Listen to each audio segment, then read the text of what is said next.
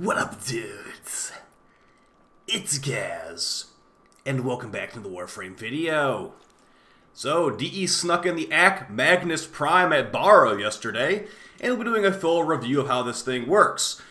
Just a heads up though, it's not very different from the normal Magnus Prime, and actually in some ways it's worse than Magnus Prime, so we'll be going over all that stuff today. But before we do, make sure to sub this channel. We do daily Warframe video uploads, build videos, news videos, all that kind of stuff. You're in the right place for Warframe content. Yeah, so this thing is probably not really worth it for most people, but, you know, I already put four or five forma on it already, so might as well show what the result of my efforts have been. So, as far as comparing the Akmagnus Prime to the normal Magnus Prime, what do we get for putting two of them together and getting a new blueprint and link, basically?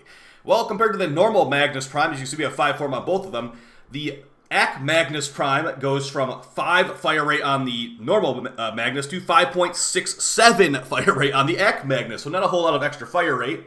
You also get double the magazine. You go from 8 magazine to 16 magazine. Now that makes sense to me.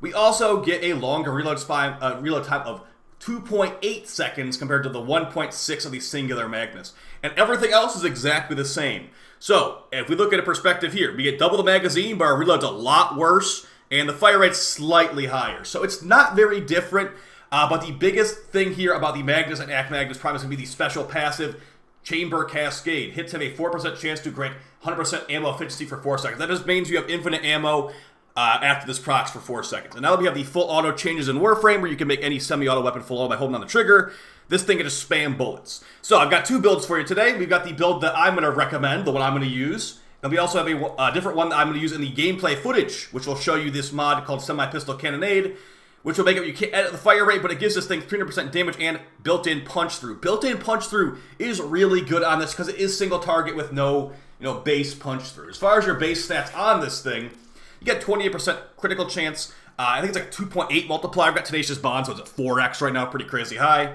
And 28% Sitters chance with this thing being mainly impact focused, but it has a decent amount of puncture and slash as well. So yeah, 2.8 second reload. That's going to hold this thing back in a lot of ways. So let's go ahead and show the first build I'm going to be using, the one that I usually use. We got a corrosive cold build.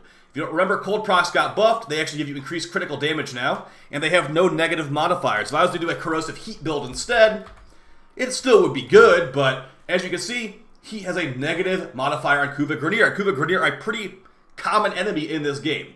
They also remove technically half of their armor, but we don't really need that because we're doing so much damage. Now, with this build, as you can see, we have Lethal Torrent giving us increased fire rate. If I was running Semi-Pistol Cannonade, that would not work. So we want to not run Semi-Pistol Cannonade on here. So we've got Prime Electric and a 60-60 Toxin for good corrosive damage. We get a 60-60 Cold, so we have 84% Sitters chance on this thing. Now, go ahead and showing it on some enemies in the sim right here.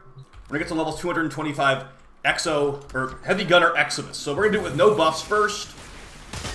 Alright, so as you can see, I just hold on the trigger, and the gun fires pretty fast. If you don't get your proc, that reload speed is terrible. So now that we've gotten a stack, we can now kill these guys pretty easily. But again, look at that terrible, terrible reload speed. Let's see if we can actually get the passive to proc. Because the passive just proc, so now we have infinite ammo until it runs out, basically. So this is great. This is why you should jam fire rate on this thing. If you run Semi-Pistol Cannonade, it will be a lot slower. Not that you really need it for everything, but yeah. This is a non-incarnon able to do this. Now, that being said, it might be non-incarnon, but it's MR50. This is not exactly an easy weapon to get. The Magnus Prime is actually vaulted. So if you want to get the Akmagnus Prime, you need to either have the already vaulted stuff from like Nidus Prime Access when the Magnus Prime came out, or you need to be using that new Axie M5 relic, I think it is, that has the Magnus and the Akmagnus in it. So yeah, this build's pretty good. Didn't even run Nourish that time. Let's go ahead and show the punch-through build now. And it will have a lot lower fire rate, but it will have this Semi-Pistol Cannonade for punch-through. And it's also going to bane the Grenier, too. Now, the reason I don't have any fire rate on here is, like I said, you cannot edit the fire rate with that mod on here. And it makes it good for hitting multiple enemies at a time. But in some cases, it's worse. Alright, so we start off with a big chunk of extra damage now. We're actually technically missing a proc. We're not using cold anymore. As you can see, numbers are definitely a little bit lower, but we're able to shoot through multiple enemies at a time, which is quite nice. The fire rate's definitely lower too, so it's really going to be personal preference if you like this more than the other one. I think this one is definitely a lot worse than the other one. Let's throw on Nourish now. With Nourish, it's really hard. because it's really not that hard to get that 300% damage from other sources. You got Galvanized stacked up enough. I think that you don't really need Semi-Pistol Cannonade on this thing, just because it would feel wrong. It's like the passive gives you infinite ammo. Why would you not want to utilize that infinite ammo with some Fire Rays? Kind of how I looked at it. But yeah, both the builds are really good. And let's do the first build with a little bit more buffing. And yeah, as far as arcanes on this thing, guys, Deadhead's great for lots of extra damage. But since this thing has such terrible reload, you might want to go for Merciless even, giving a reduced reload speed of 30%. That's pretty good, but you know, maybe you don't want to run it. Also, there's a Kimbo Slip Shot. While sliding or aim gliding, gain ammo efficiency for dual pistols. I haven't tried this, but you could try it technically. Cascadia Flare for doing a corrosive heat build or like a viral heat build or something like that can also work. Although it doesn't really give as many buffs as things like Deadhead really do. So let's do the same build here with Nourish, and we'll see how nasty it gets. And I'll show the rest of the stuff when we get some Steel Path gameplay. And I'll say if I think this thing is worth or not. Spoiler, I don't really think it is super worth. So enemies here, lots of fire rate. Got our infinite magazine. Cold Procs can freeze enemies now too. Now with Nourish, oh man, with Nourish it's nasty. 460k, 810k. I've seen multi-million with this thing, but keep in mind that, you know, it's a single target weapon, honestly, so like unless you really just want some new dual pistols, no real need to bother with this thing in my opinion. We get some slash procs with Garuz 4, pretty good. And it's like, okay, this is all well and good, but like, why do we need this? The reason that we need this is because this weapon didn't exist before, and it would never exist if DE didn't do what they did and added this to borrow as like a surprise item, basically. So yeah, as far as like, you know, the reason it exists, I appreciate that it exists. Now, here's one of the issues with this thing. Since it's the Akmagnus Prime, not the Magnus Prime, there is actually an augment for the Magnus Prime, or the Magnus specifically, called Deadly Maneuver. On dodge, gain 400% critical chance on the next 2 shots. This does not work on the Akmagnus Prime, obviously, because it's only for the Magnus Prime. So, in a way, this is better. And also, if you look at the Riven stats here, we got 4 dots on the Magnus Prime singular. And the Akmagnus Prime is brand new, so it's got 0.5 dots. The Rivens will be really, really weak. If you're looking for a Akmagnus Prime Riven, I'd probably recommend... actually, if I was rolling, I'd probably want some Punch Through on here, because I really would love to have Punch Through on here. Like, if I could replace one of these mods, maybe like Pistol Pestilence, I'd go Toxin, Punch Through, Critical Chance or Critical Damage maybe, and then minus Zoom or maybe even minus Impact if it can get that. But either way, I'm going to be showing some gameplay footage here of this build, the Punch Through build. So if you guys want to see how this one is in mission gameplay, here you go. Now let's talk about if this thing is worth it.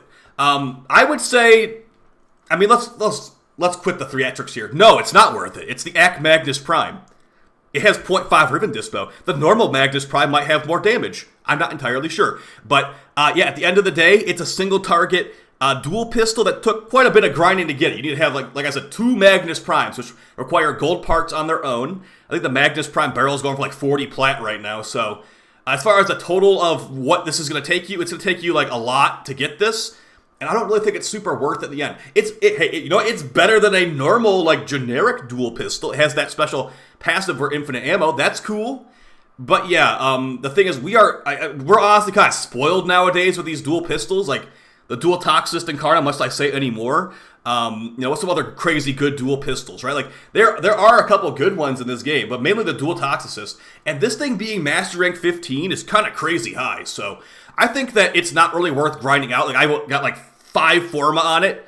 Your average Joe player should not be doing that. Your average Joe player should get this as the mastery that was meant to be.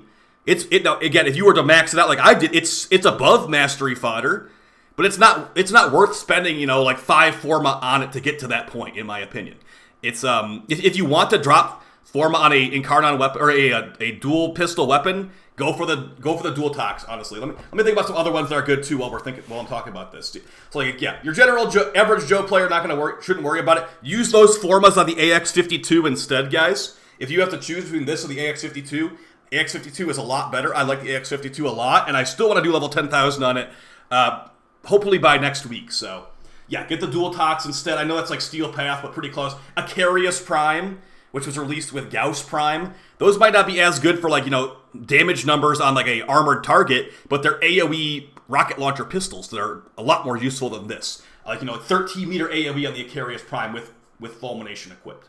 You know, like there's some good ones out there, and it's like this thing is basically, I wouldn't call it an obligation. I actually really appreciate that DE did make this. But yeah, you know, like I'm not going to, after this video is done, I might as well just delete the weapon because I'm never going to use it again, to be honest. So if you find the Magnus Prime and the Akmagnus Prime fun, more power to you. Hopefully the Riven buffs come out, you know, because we're getting Sevagoth Prime in August. Maybe they'll have time to buff the Riven stats on this thing so they're higher stats, they're not 0.5 dispo. Maybe catch up to the Magnus Singular in the meantime. Yeah. So I'd say in the meantime, if you like this kind of playstyle a lot, like RNG infinite bullets, maybe try out the Magnus Prime Singular and wait for the Akmagnus Prime to get its Riven buff, and you can move on to the Akmagnus Prime after they get buffed, because you also have deadly efficiency too. So many reasons not to use this, but a couple reasons to use it. It does look cool too, so that's always nice. As far as additional builds that we didn't show in the video, you could maybe try a slash proc hemorrhage build, since it has very high impact damage, but again, that's probably going to take another forma, because the hemorrhage is like a 15 drain mod, so I wouldn't really recommend that as much. You could definitely try it though, like I said, and you might enjoy it.